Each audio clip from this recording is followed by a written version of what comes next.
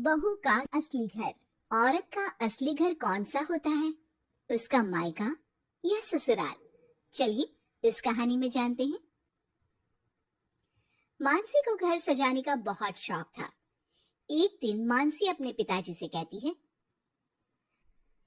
पापा, कल आते वक्त सड़क के किनारे लगे रंगीन गमले लेते आना।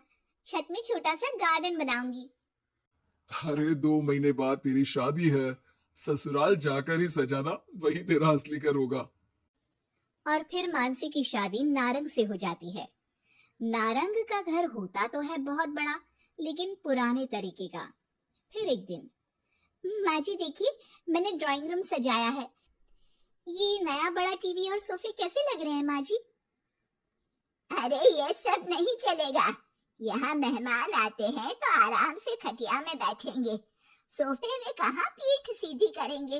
और रंगीन टीवी का रिवाज हमारे घर में अभी नहीं आया है, समझी? सास मानसी को लगभग फटकार से लगाकर वहां से चली जाती है। वो सास से माफी मांगकर कमरे को फिर से पुराने जैसा ही सजा देती है। एक दिन किचन में मानसी सब्जी बना रही होती है कि तभी उसका पति वहां जाता है। अरे ये क्या कहते हैं इस सब्जी को? परवल जी, हमारे मायके में तो खूब बनती है। आज मन था खाने का तो सबके लिए बना दिया। अरे खाने का मन हो तो अपने घर पर जाकर खाओ ना। अब मानसी समझ जाती है कि पिता ने उसका दिल रखने के लिए ये कहा होगा कि ससुराल ही उसका असली घर है, जबकि उसका असली घर तो उसका मायका ही है। मानसी अपना सामान पैक करके मायके जाती है, जहां वो अपना सामान अपने कमरे में रख ही रही होती है कि मानसी, ये सामान यहाँ मत रखो। ये तुम्हारी भाभी का कमरा है। तुम एक काम करो, कुछ दिन के लिए सामान मेरे कमरे में रख लो। कुछ दिन के लिए मतलब? अगर मुझे हमेशा रहना पड़ा तो माँ? अरे शुभ शुभ बोलो बेटी। हमेशा क्यों मायके में रहेगी? बेटी का असली घर तो उसका ससुराल ही होता है। मानसी को माँ की बात समझ में नहीं आती कि आखिर कौन सा घर उसका है। वो इसी उधेड़-बुन में अपने कमरे में जाती है जो शादी से पहले उसका हुआ करता था। अलमारी खोलती है कि तभी पीछे से उसकी भाभी उसे टोक देती है। अरे दीदी, ये क्या? कुछ चाहिए था क्या? मुझे बोल देती।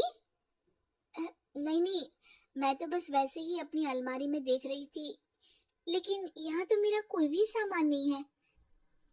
दीदी, अब ये अलमारी मेरी है। आपकी शादी के बाद कमरा और अलमारी दोनों ही मेरे हैं। अगर आपको यहाँ आना है मेरे कमरे में या अलमारी से कुछ चाहिए तो आप मेरी इजाजत ले लीजिएगा। मानसी को भाभी की बात बहुत बुरी लगती है। वो सीधे माँ के पास जाती है। माँ, वो तो मेरा कमरा था। हाँ बेटा था, लेकिन अब तो तेरी अलमारी तेरे ससुराल में है ना। हाँ, लेकिन वहां तो मैं अपने अनुसार कुछ भी नहीं कर सकती। हर बात पर सास से पूछना पड़ता है। उनके कहे अनुसार ही घर पर रहना पड़ता है। और अब यहाँ भी तुमसे और माँ से पूछना पड़ता है। तो फिर मेरा घर कौन सा है माँ? तभी वहां मानसी की भाभी आ जाती है और वो बहुत ही समझदार महिला होती है। अरे ये तो बहुत सरल है मानसी। तुम ससुराल जाओ और कुछ महीनों तक मेरे कहे अनुसार चलो। इस सवाल का जवाब तुम्हें खुद ही मिल जाएगा। भाभी उसके कान में कुछ बातें कहती हैं, जिसे सुनकर मानसी अपने ससुराल चली जाती है। अरे आज सुबह सुबह काम वाली के लिए दरवाजा किसने खोला? घर पूरा साफ, किचन भी पूरा साफ। माँ जी, आप रोज सुबह 5 बजे उठती हैं, ये मुझे ठीक नहीं लगता। इसलिए आज काम वाली बाई के लिए मैंने दरवाजा खोल दिया। थोड़ी देर के बाद मानसी ससुर के पास नाश्ता और दवाई लेकर आती है। अरे मानसी बेटा तुम। हाँ पापा, आप समय पर नाश्ता करके दवाई ले लें। मानसी पति के लिए टिफिन पैक करती है और पति को देती है। अरे मानसी, आज तो मेरी अलमारी बहुत साफ है और आज खाना भी मेरी पसंद का। क्या बात है। धीरे धीरे मानसी ससुराल वालों में सबका ख्याल रखती है, सबका ध्यान रखती है। एक दिन, ये क्या है मानसी? अब माफ करिएगा मम्मी जी, आपके मना करने पर भी मैं एलईडी टीवी ले आई। काम करने के बाद जब मैं फ्री होती हूँ ना, तो टीवी देखने का बहुत मन करता है।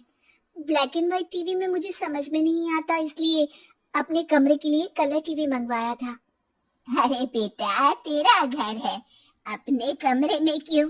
ड्राइंग रूम में ही टीवी लगवा दे, हम भी देखेंगे। मानसी सास की बात सुनकर खुश हो जाती है। अरे मानसी, याद है एक सब्जी खाने का तुम्हें बहुत मन था, तो वो सब्जी बनाओ ना, हम सब लोग भी वही खाएंगे।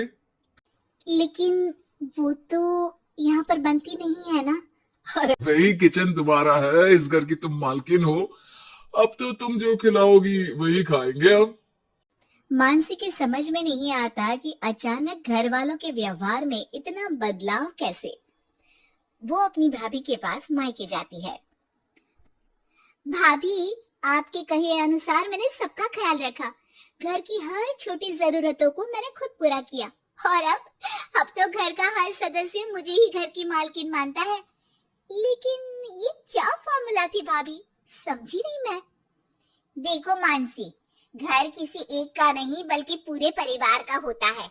चार दीवारी ईंट कंकड़ से बनने वाला घर अपना तभी होता है जब हर व्यक्ति अपनी जिम्मेदारी समझ उन चार दीवारी को घर बनाए, और ये तभी मुमकिन होगा जब आप खुद उस घर को अपना मान कर रहें जहां आप रहते हैं। मैं समझ गई भाभी, लड़ाई झगड़ा चालाकी से कोई भी घर अपना नहीं हो सकता, फिर चाहे वो औरत का ससुराल हो या फिर मायका।